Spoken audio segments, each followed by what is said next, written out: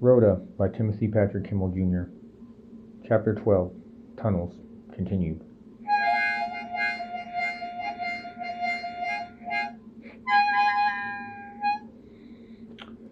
In the endless darkness of the tunnel, time seemed to stretch on forever, and yet it might have been just a moment. Dark from my perspective as the shadows grow and the light recedes at the speed of darkness. It's where my darkness lies. Does it lie to itself, a sibilant whisper in the night? It seemed like moments before they were approaching the underground gorge, the faint gurgle of water growing less faint with each step forward until they were upon its immense reservoir, the open space seeming out of place after confinement in the close quarters of the tunnel.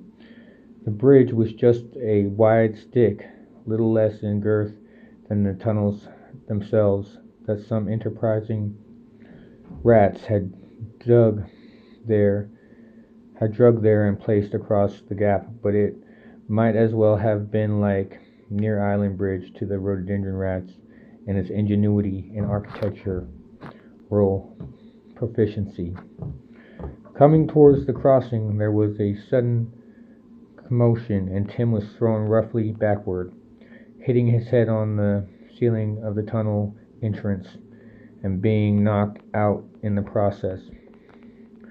Rhoda was dragged roughly forward, squeaking and squealing with the panic born of her renewed fright of dark, enclosed spaces, low oxygen making it difficult to breathe as stars twinkled behind her eyes.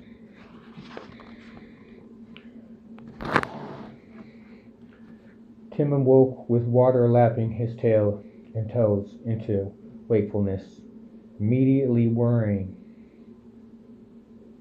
over Rhoda sent him jolting to his feet, and lightheadedness washed over him like the lapping of waves. He had no time to look for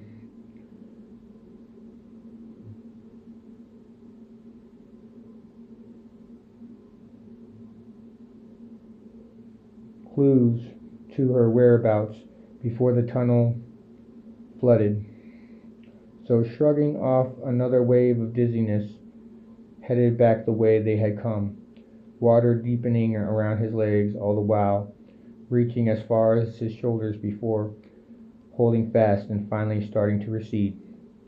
He waited a while just to be safe, and then took off towards the gorge to look for Rhoda.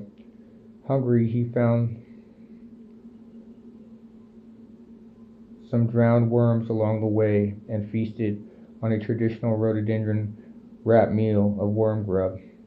He made his way back to the gorge, and the water had receded under the bridge by the time he arrived, gurgling its quiet lullaby to itself, peacefully content, as if nobody could hear it or didn't care if they did.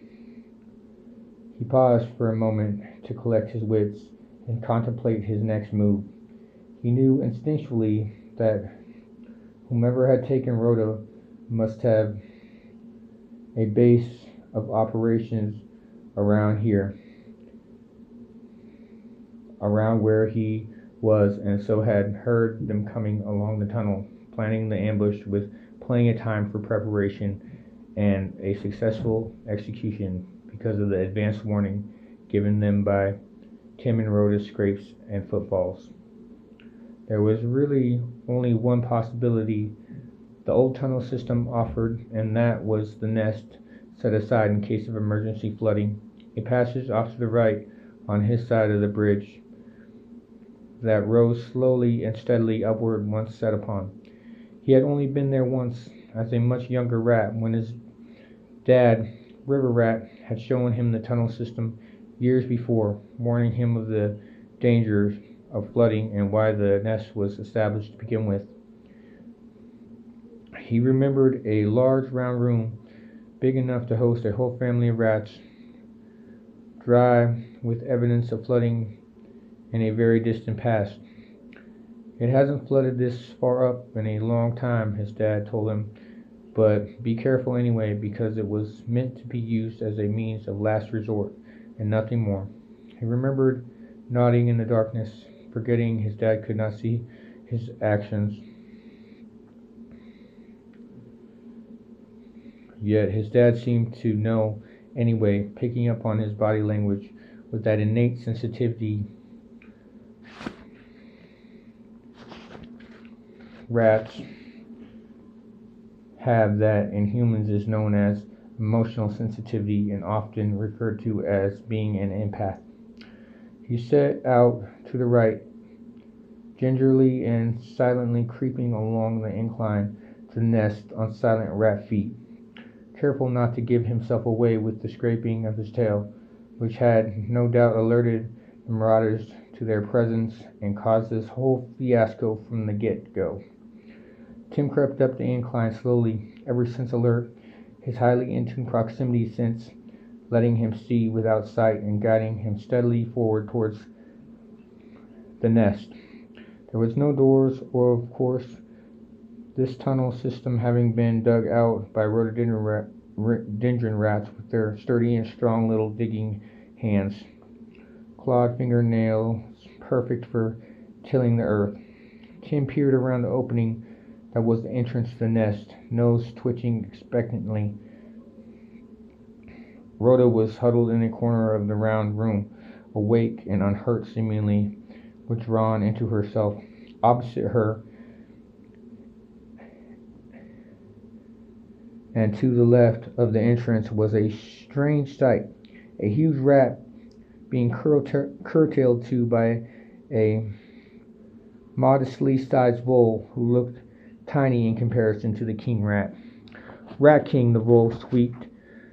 "The scouting rats should be back soon. What are we going to do about her, and the other she came with should be looking for her soon," he intoned with a fearful, squeaky whisper, pointing one clawed paw in Rhoda's direction. "Silence," the Rat King roared, his thoughts obviously having been along the same lines.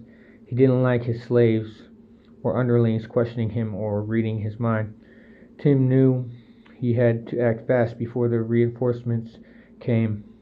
He launched himself into the room all of a sudden, whipping the surprised vole into the wall with his tail and bringing his staff down hard on the Rat King's head with an overhead blow, using all the strength in his body and both tiny little clawed hands. Crack was the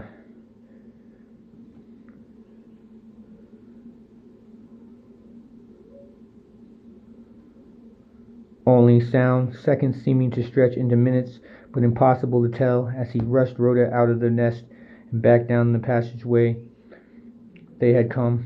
With scouts coming from the other end of the tunnel, there was no way they were going to make it to the main island of Kodiak using these tunnel systems.